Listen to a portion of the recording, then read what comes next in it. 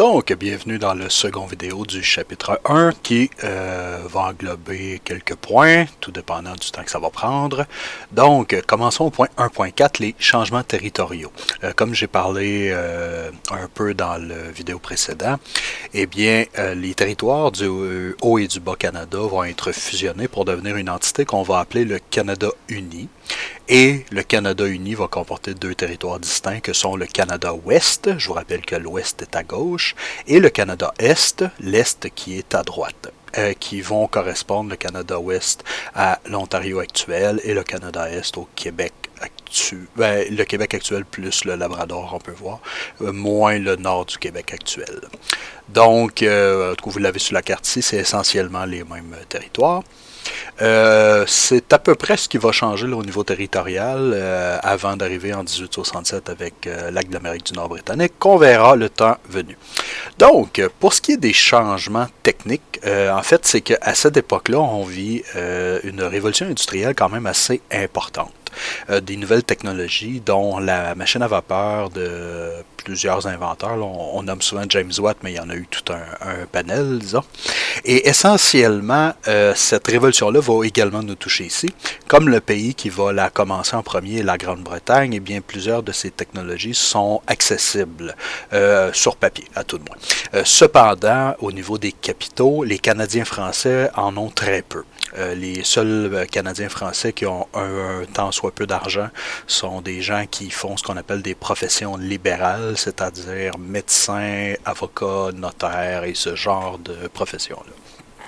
Alors, à l'époque, les quelques manufactures qui vont commencer à apparaître, surtout dans la vallée du Saint-Laurent, vont être des manufactures qui sont financées par des capitaux britanniques ou canado-britanniques, entre guillemets, c'est-à-dire souvent des financiers de Montréal qui vont commencer ces petites manufactures-là. Pour ce qui est de l'énergie à l'époque, il y a plusieurs possibilités. On en voit plusieurs qui vont se servir de l'énergie hydraulique. C'est pas nécessairement de l'hydroélectricité, quoique ça va commencer dans ces années-là. Mais on peut voir par exemple certaines formes de moulins. Des moulins à scie beaucoup aussi. Mais aussi des machines à vapeur qui vont commencer tranquillement à apparaître, qui fonctionnent généralement au charbon de bois. Bien sûr, l'arrivée de ces manufactures-là va demander un nombre de travailleurs accru. Et ce nombre de travailleurs-là va essentiellement provenir de deux groupes de population. Le premier, ce sera les Canadiens français, essentiellement des régions rurales, les habitants en fait des régions rurales, parce qu'il se passe pas mal le même phénomène au Canada, mais aussi des immigrants. Il va y avoir des immigrants en provenance d'Europe, particulièrement, qui vont venir, qui vont souvent fuir des guerres ou des situations économiques peu enviables en Europe, et puis ils vont venir s'installer ici. Ça va amener une certaine forme de problème, c'est-à-dire que les villes vont grossir, et en grossissant, eh bien, il y a un paquet de questions qu'on n'avait pas répondu, d'urbanisation essentiellement. Urbanisation qui vient de urbain, le mot qui est ici, qui vient du latin urbs ou quelque chose dans le genre qui signifie une ville. Donc, c'est la raison pourquoi ce mot est différent de ville. Donc, les nouvelles usines vont accroître la population, oui. Alors, les problèmes d'urbanisation qu'on va voir, c'est essentiellement de l'hygiène publique. Je vous donne un exemple très simple. Imaginons une situation hypothétique dans laquelle on a 6 maisons unifamiliales dans une ville donnée X, et que pour une raison ou pour une autre, l'usine décide d'acheter tous les terrains des maisons.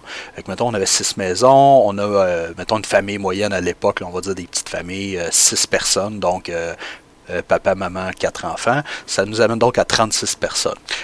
Après la construction d'usines, souvent on a commencé à créer des habitations beaucoup plus volumineuses qui étaient à plusieurs étages, par exemple. Alors, imaginons qu'on rajoute 3 étages à une maison unifamiliale, eh bien on devient avec une capacité qui est carrément triple, donc 36 x 3, 108 habitants. Donc, ces 108 habitants-là, imaginons un instant qu'ils vont aux toilettes chacun, je sais pas moi, 2 fois par jour.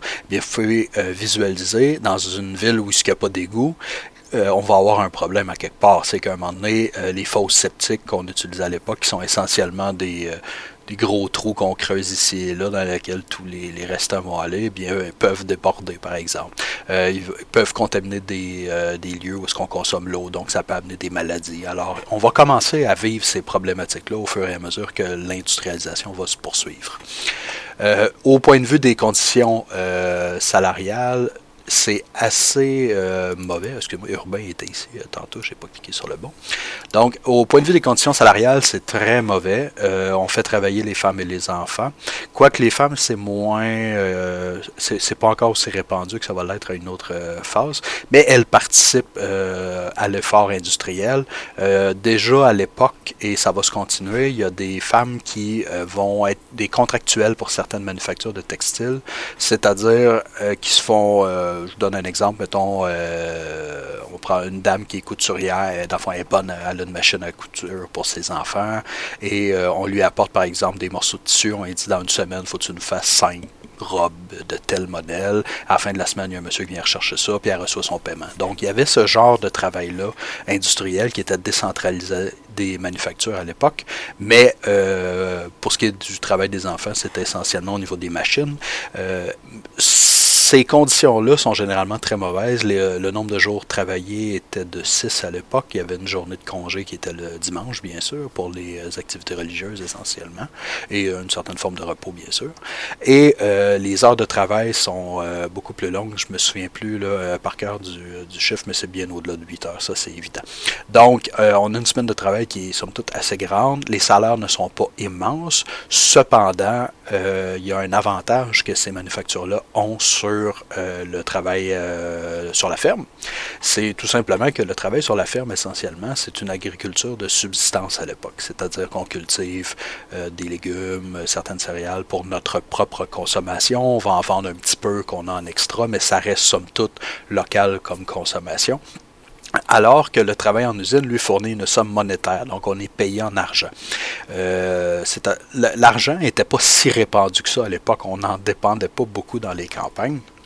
C'est pas qu'on n'en avait pas, mais c'était pas l'essentiel du commerce, disons.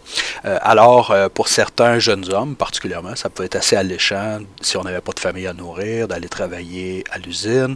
Donc, il y a tout un ensemble de services aussi qui vont se créer à la suite de ça. On peut penser à des bars qui existaient auparavant, mais qui vont se développer un peu. Il va y avoir aussi des problèmes d'alcoolisme en public à l'époque. On va commencer à avoir vraiment tous les problèmes qu'une ville moderne peut avoir, et on va voir comment on va les résoudre dans un chapitre qui s'en vient. Changement politique rapidement. Essentiellement, la structure ne change pas sur l'ancien système, c'est-à-dire que la couronne, le ministère aux colonies britanniques, nomme le gouverneur général, qui lui a un conseil exécutif, un conseil législatif, et eux exécutent les lois, eux doivent approuver les lois et conseillent le gouverneur sur leur application, la sanction des lois doit être faite également par le gouverneur, et ceux qui produisent les lois, c'est l'Assemblée législative, et c'est ici qu'il va y avoir le plus grand changement. Auparavant, on avait une Assemblée législative pour le Bas-Canada et une autre pour le Haut-Canada. Maintenant, on aura une même assemblée législative qui va être déplacée à plusieurs endroits au cours des différents mandats, mais elle sera notamment à Montréal où elle sera incendiée, on va le voir plus tard.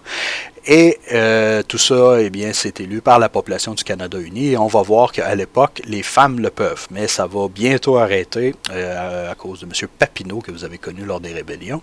Donc, essentiellement, même structure, on fait simplement rassembler l'Assemblée législative dans une même unité. Alors, pour cette vidéo, ça c'est la fin. Nous allons voir la partie 2 que j'ai nommée les contestations à l'acte d'union. Essentiellement, on va parler des problèmes qui surviennent suite à l'acte d'union. Donc, on se revoit bientôt. Bye bye.